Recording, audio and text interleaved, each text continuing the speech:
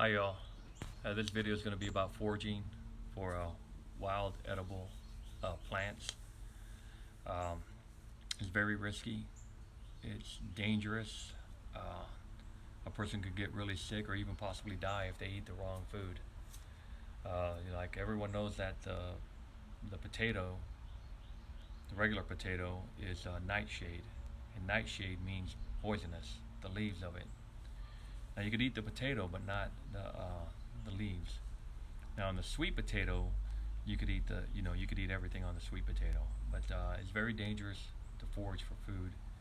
But there may come a time where the food is so scarce that you're going to be tempted to eat whatever you could find. Okay, now I've got my garden is all organic. I don't have any poisons or toxins in my backyard, the grass, this whole backyard is see it. It's all no pesticides or you know bad stuff in there. Now it could come off from other yards in the neighborhood, right? If they use toxins. But I'm going to show you some plants. I don't know the names of the plants. I used to know them, but I don't know them anymore. But when you go to forage, uh, you want to sample just a little bit of a plant. You want to taste it, and if it doesn't taste good, you want to don't eat it, right? But even if you eat it and the plant tastes okay, it could still be poisonous. You could end up dropping dead, right? But let me just go ahead and show you, okay? And this is my World War II box. It's a 1940 Bilber box, Bilber, 1940, and I'm gonna go ahead and sand it. I'm pulling all my I've got my auto body equipment that I'm going to use to sand it. It's been painted over many times with a rattle can, so I'm just going to go ahead and finish it the way I want to finish it. But if that's all you had was a 17 by 31-inch box by however high it is, what would you put in there? It's going to be a cool project. I'm going to populate that box with you know an apocalyptic scenario. But let me go ahead and get with this foraging. Okay, so I went out here in the backyard, and you got some plants here, all different types. These are the ones I'm going to eat right here. I don't know what they are, and if you do that, you're taking a risk. There's certain steps that you have to perform to determine if a plant's safe to eat, and it involves several days of testing on yourself if you're ever stranded in the wilderness. But I'm going to go ahead and I already cleaned these, but I'm going to crunch them up and steam them up and turn them into tea.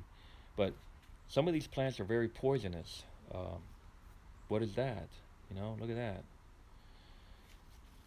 Look at this one. Rough leaves. Um, this one looks like sage, kind of. All these other ones right here.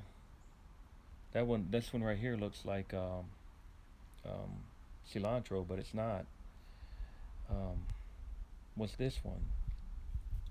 This one looks like it could be carrots, but it's not.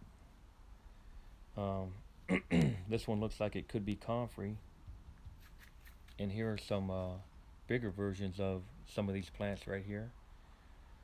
Um, but you could turn around and find a plant, and you could end up there could be bugs hanging onto the back, right? Um, whenever you pick a plant, you have to assume that they're all poisonous. Everything you touch is poisonous. You cannot take it for granted. Because if you make a mistake in a survival scenario, that could be it. It's over. You could be incapacitated. You just have to take a risk, and hopefully you could risk that. I mean, you just have to take a risk because you don't want to starve, right? And well, I know what these are. These are my Asian beans, and I'm still getting some of them. So I know this is safe to eat. But this might be good for vitamin C because it tastes like um,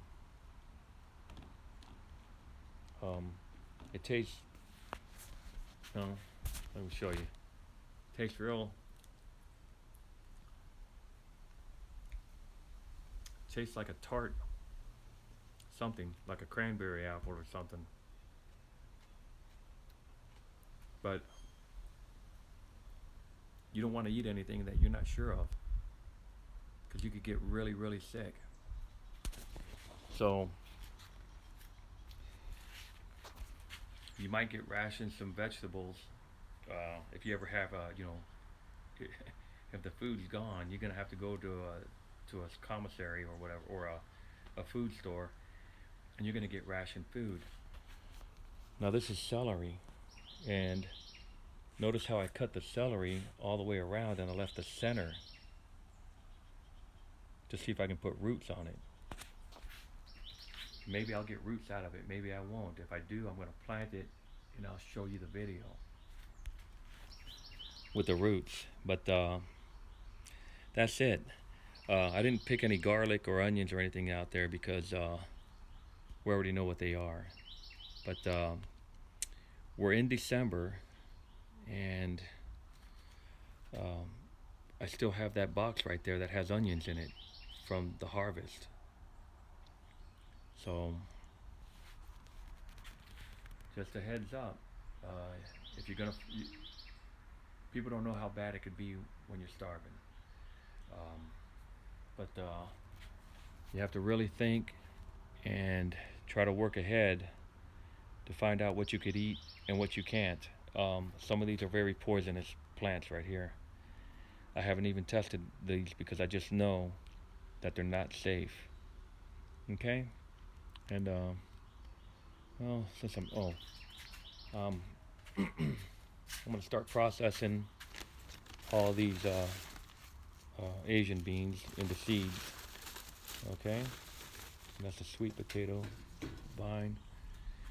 But yeah, let me just go ahead and show you what's going on out here. I want to show you how fast my potato back here that got eaten by the deer is reacting.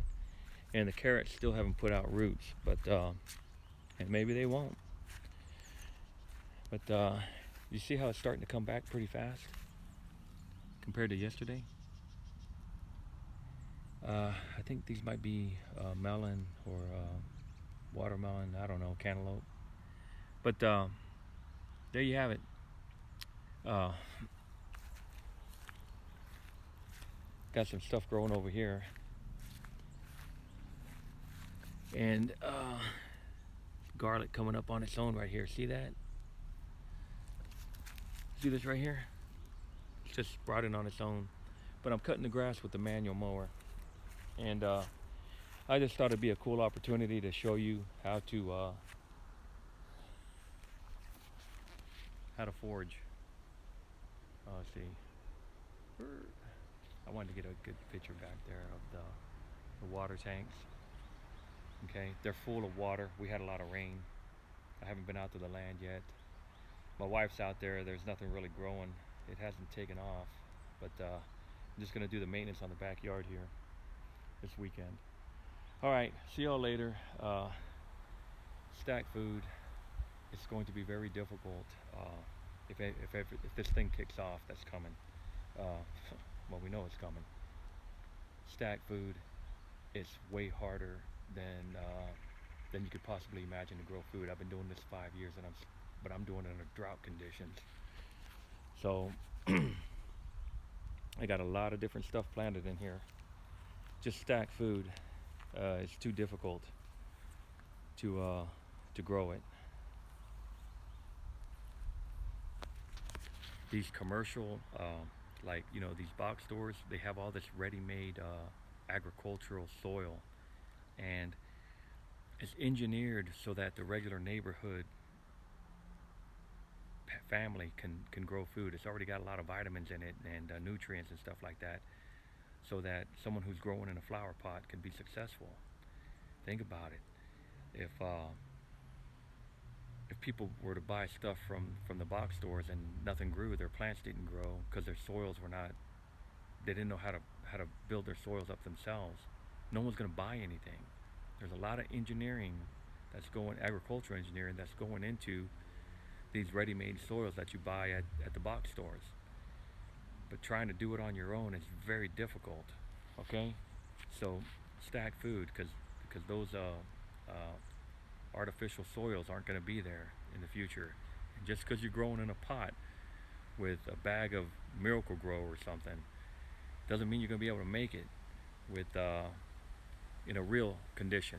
You know, pretty much all you got to do is add water to those specialty created soils. Okay, grow food. I mean, stack food. You're gonna need it. It's gonna get bad, and stack vitamins too. You're gonna need all kinds of vitamins, along with maybe some oils, olive oil. Okay. See y'all later.